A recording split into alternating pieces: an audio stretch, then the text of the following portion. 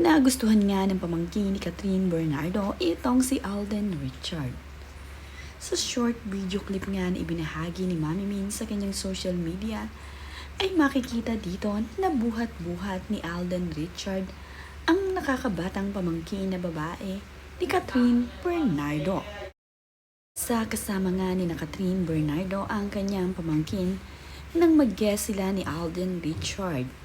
Ang pamangkin naman ni Catherine Bernardo ay masayang-masaya at nagpabuhat pa nga dito kay Alden Richard at niyayakap pa nga niya itong si Alden. Nakakatuwa nga na ang pamilya ni Catherine Bernardo ay gustong-gusto itong si Alden Richard. Naging malapit na nga rin itong si Alden Richard dito sa pamilya ni Catherine Bernardo.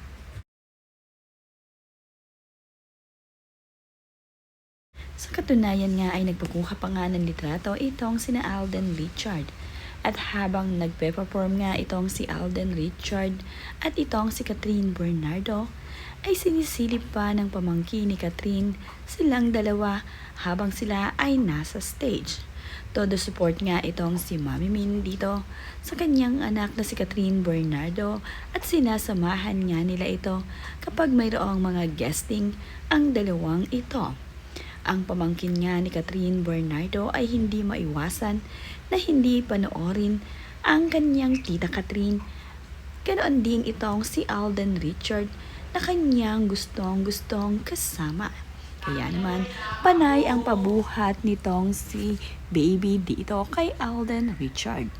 Feel na feel nga niya ito, kaya naman natutuwa itong si Mami Min sa naging asal ng kanyang apo.